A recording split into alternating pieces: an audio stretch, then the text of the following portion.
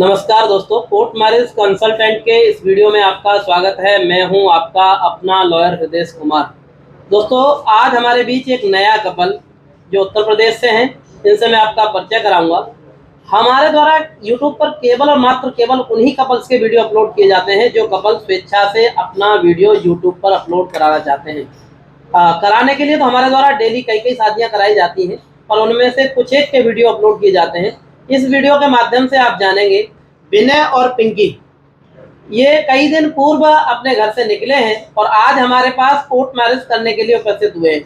इस बीच इनके परिवार में इस तरह का हमें सुनने को मिला है कि पुलिस पहुंच रही है और इन्होंने बात भी कराई लड़की की, उसके बावजूद भी पुलिस के कॉल आ रहे हैं, घर जा रही है और इनको बुलाया जा रहा है।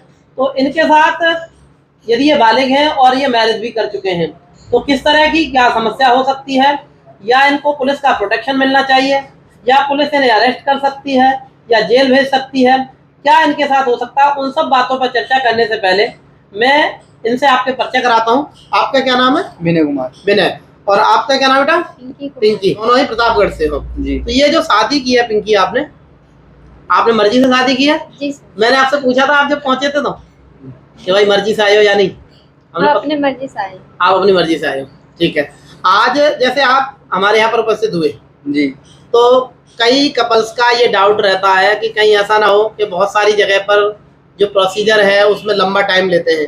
कहीं 15 दिन का टाइम है, कहीं 20 दिन का टाइम है, कहीं 40 दिन का टाइम है, ठीक है ना।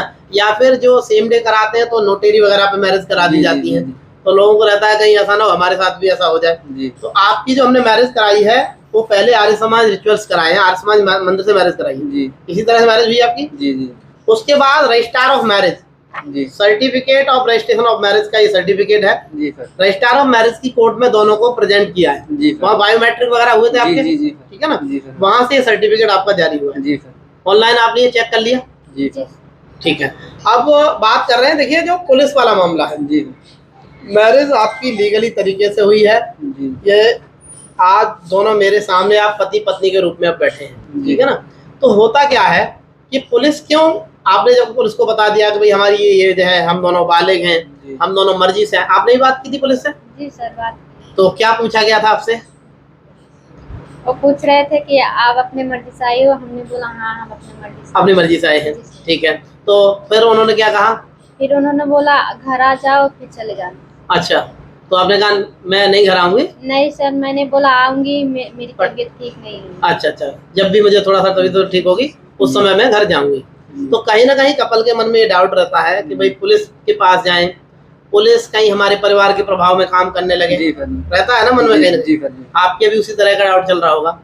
तो देखिए, पहली चीज तो हमें यहाँ ये समझ लेनी चाहिए कि जो मैरिज हुई है ये लीगल तरीके से हुई है और जो भारत का कानून है वो आपको ये राइट देता है कि आप दोनों बालिग हैं, आपकी एज, लड़की की एज 18 से ऊपर है, लड़के की एज 21 से ऊपर है, तो पति पत्नी के रूप में आप रह सकते हैं, आपको कोई भी इंटरफेयर नहीं कर सकता जी, ठीक है ना। तो माइंड में ये बात आपको क्लियर रखनी चाहिए। अब बात आती है कि आपने बता भी दिया पुलिस को जी सर, है ना भाई, आप बार बार बता रहे हो कि हम अपनी मर्जी से आए हैं और कई दफा बात कराई, ठीक है ना, पर पुलिस फिर भी नहीं मान रही है। तो ये क्या कारण है? पुलिस की भी एक ड्यूटी बन जाती है, पुलिस के पास आपकी फैमिली पहुंच रही है और पुलिस को क्या बताया जा रहा है? पुलिस को बताया जा रहा है कि लड़की हमारी मर्जी से नहीं गई है।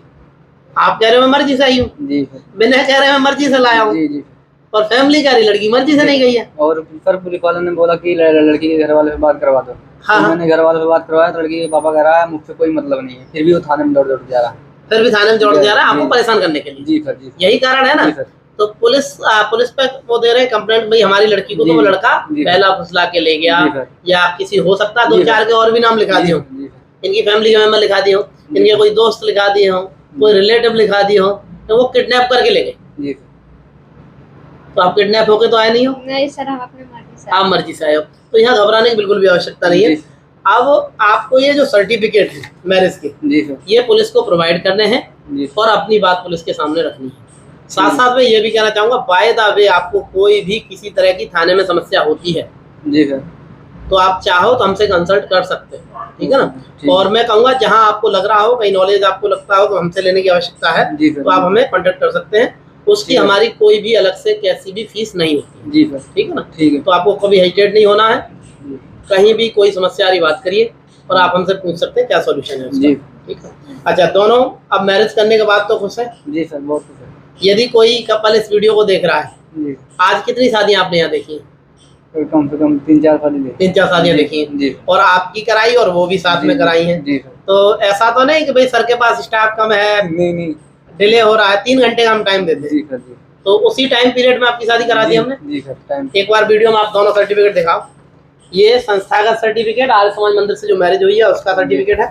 दूसरा ये सर्टिफिकेट है, certificate of registration of marriage, यानी रजिस्ट्रार ऑफ मैरिज, जो मैरिज के सक्षम अधिकारी हैं उन दोनों, उनके सामने ये दोनों पेश हुए हैं और वहां से ये सर्टिफिकेट जारी किया गया है। इस तरह से गवर्नमेंट के पास आपका ये रिकॉर्ड दर्ज हो गया है और ये आपकी मैरिज लीगल है।